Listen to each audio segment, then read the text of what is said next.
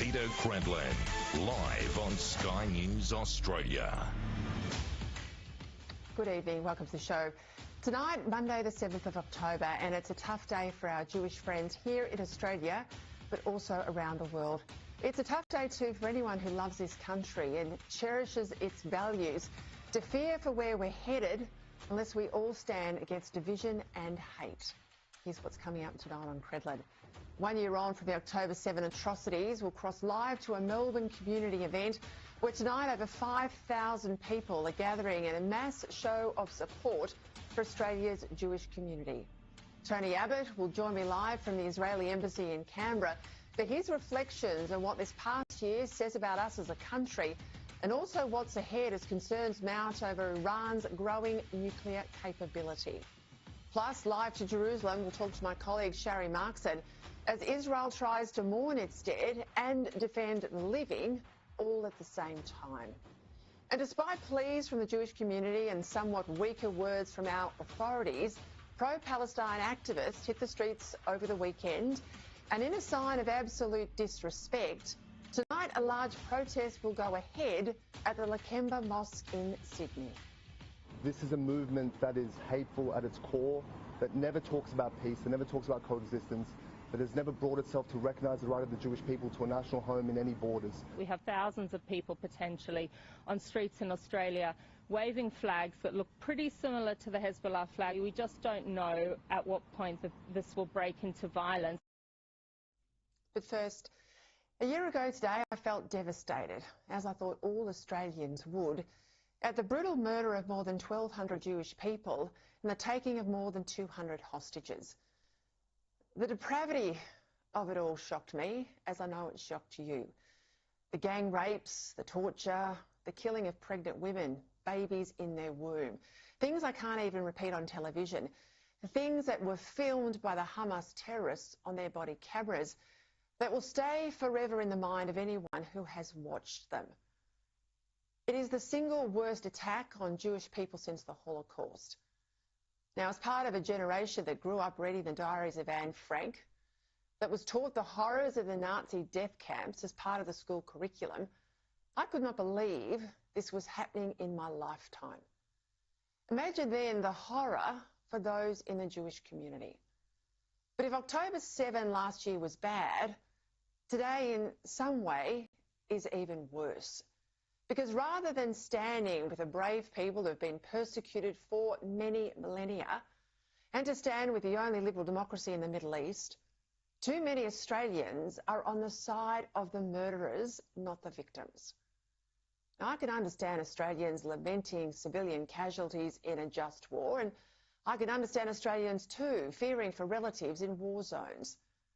But I find it very, very hard to understand who so many Australians seem to be on the side of the death cult with, rather than on the side of a country like our own under existential threat in such a troubled part of the world.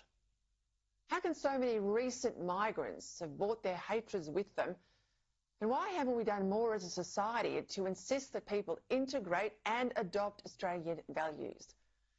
But let's not kid ourselves that these hatreds are exclusively imported either. We know, and we've seen it play out amongst our young people, more and more radicalised here, that these terrorist supporters are homegrown as well. What's wrong with our education system that so many school and university students see the world in terms only of oppressor and oppressed, and see Israel as some sort of colonialist oppressor, even though Jews have been in what's now Israel for more than 3,000 years? The religion that wants them dead, Islam, that's only actually been in existence for half of that time, around 1,400 years to be precise.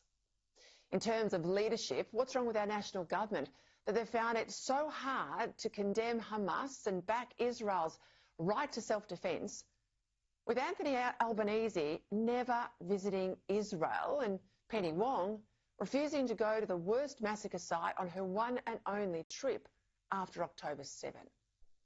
Questions too for the UK President, the US President and the UK Prime Minister, both urging Israel to de-escalate rather than win this existential struggle against the terror groups and the terror state Iran that would wipe them out if they could. Still, 1 year on, there are grounds for optimism.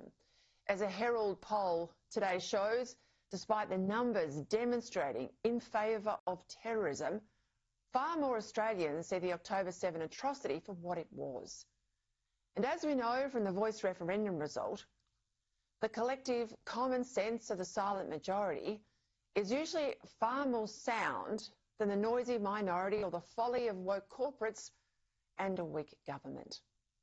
What's most reassuring, though, in all of this is the incredible resilience of the Israeli people, their government, indeed Jewish people the world over. Whatever their internal disagreements, they are utterly united on this: the absolute need for Israel to survive and thrive as a haven for Jewish people and as a country where the rule of law applies equally to all, which, as we know in the Middle East, is a rarity.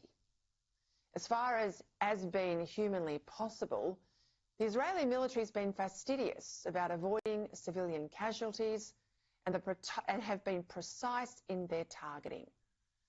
And say what you like too about Israel's leader, Benjamin Netanyahu, but his clear-eyed focus on the need to overcome evil has been a lesson for leaders everywhere.